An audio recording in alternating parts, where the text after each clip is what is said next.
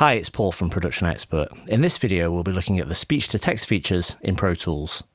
To transcribe dialogue or vocals on a track, right-click on the clip, and from the drop-down, choose Transcription, Transcribe. The transcription engine gets initialized, and eventually we get the transcription underneath the waveform on the track. If we play this piece of audio, which is me reading from the Pro Tools reference manual, you'll see that the text gets highlighted as it plays. Welcome to Pro Tools, brought to you by Avid Technology.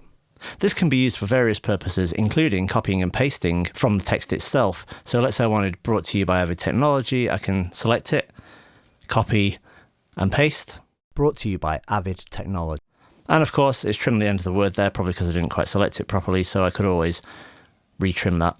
Brought to you by Avid Technology. If, after doing the transcription, you don't see the transcription lane, go to the View menu and choose Track Transcription lane. Or you can use the shortcut Ctrl-Shift-U.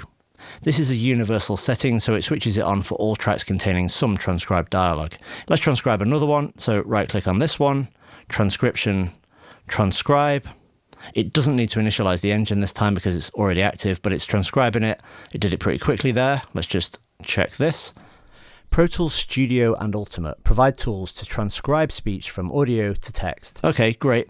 This view with the text under the waveform is quite useful. However, there is also another view, which is the dedicated transcript view. This displays the text over the waveform, and depending on the zoom level, the text wraps like that. And as before, you can actually make selections from this text. This selection can be used for a variety of editing tasks, including deleting or copy and pasting. So let's do that. Copy and paste. When transcribing text from audio, the Pro Tools speech-to-text engine analyzes the entire... Okay, I'll just check the end of it. Some time for the transcription to complete. Yep, okay, that's great.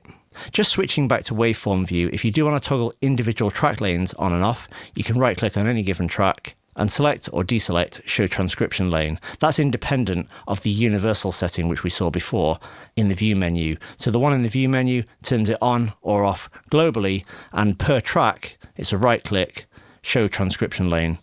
There is also a transcript window, which you can open from the window menu. And this has two pages, Timeline and Files. In the Timeline page, you'll see all transcribed audio, which is actually on a track.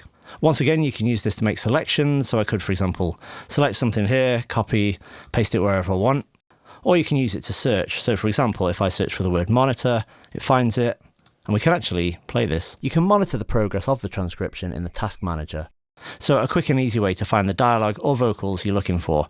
The other page in this window is the Files page, and this lists all transcribed audio, whether it's on a track or not.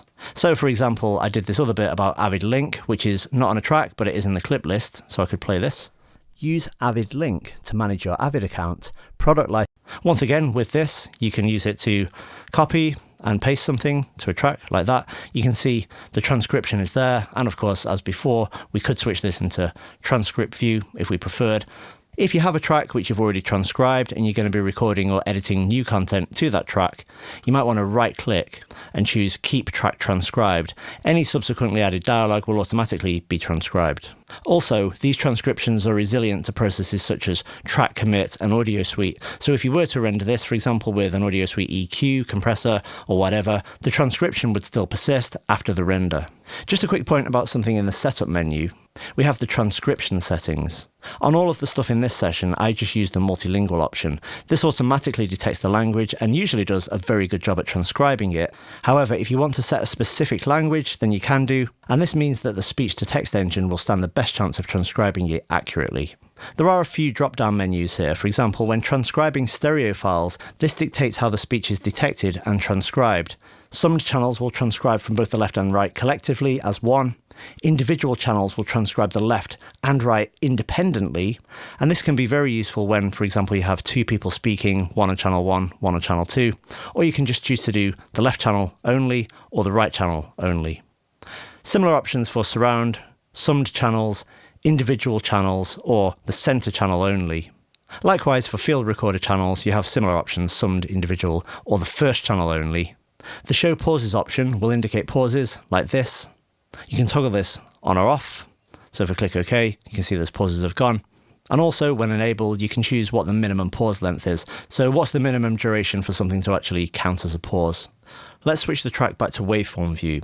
This clip contains dialogue from more than one person.